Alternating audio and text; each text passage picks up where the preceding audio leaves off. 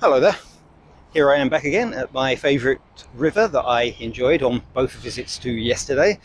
You're probably wondering where the seagulls are. They're all over there for some reason.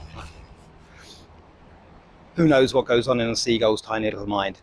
Well, today I'm right in the middle of the second week of the winter vacation, and I'm having to go into work. Why, you might ask? Well, even though the company mandated that all employees should try to take 2 weeks off over the winter, specifically these 2 weeks, the day after the company closed down, a mail went out saying that an important tax form has to be submitted by today. I happened upon the mail last night, so here I am. Now, it did helpfully say that people on holiday or working from home can just download the forms, print them off, and send them in by mail. That doesn't actually help as much as you think it might, because the dedicated tax software that it uses can only run on Internet Explorer 5 on Windows 98 second edition. So yeah, what kind of choice do I have? Now, I'd like to say that this sort of thing is an isolated quirk, but there really are some rather tremendous gaps in technology that you would have thought would have been addressed by now. For example, back in the 90s, we had Bluetooth controlled heated toilet seats that would serenade you with birdsong and wash your ass when you had a crap. They even open up the cover when they see you coming, so you don't have to dirty your hands.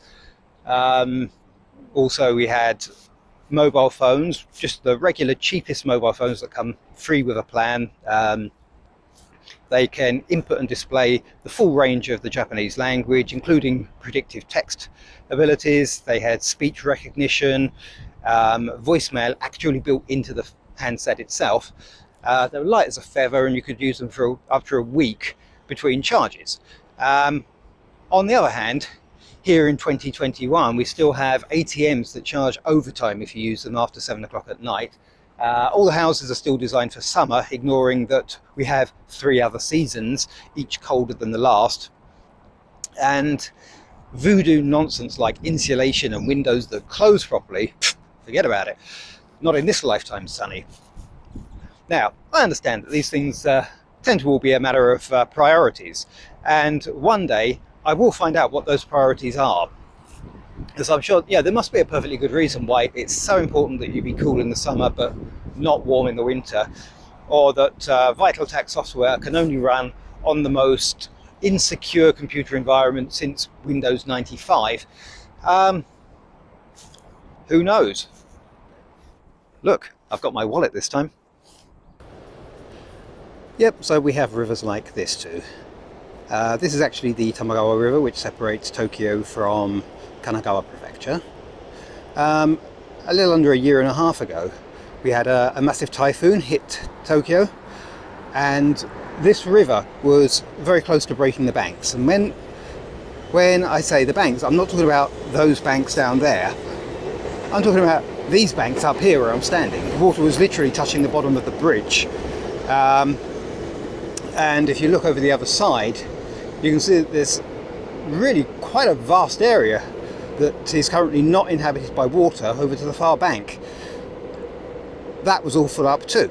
A lot of residents around here were very worried that their houses would be flooded, possibly even washed away. And really the sheer quantity and speed of the water that was flowing through here was pretty terrifying to watch. A little bit further downstream there's kind of an S-bend, and the people there were getting very worried too, because the water was hitting the bend at pretty incredible speeds, and I think quite a lot of it was going over the edge. It was a very scary time. It was like that for the whole day. Then by the next morning it was back to normal, and well, you can still see a lot of the damage that was done today, because yeah, there's no greenery there anymore. All of the plants were destroyed, so they're putting quite a lot of money into re-beautifying the area. And it should be ready just in time for the next typhoon. Now, along this road, it seems to have a bunch of carp just swimming all out in the open. I'm assuming this is their commuter route, so that they can get to work along the normal roadways. And It's interesting because there's really nothing to stop neighbourhood cats from getting in there and trying to eat them. Although I gather that carp do have very strong self-defense mechanisms, and they can actually strip a cat down to the bones in about 15 minutes. But it's also plausible that I just made that up. Look at them, aren't they nice?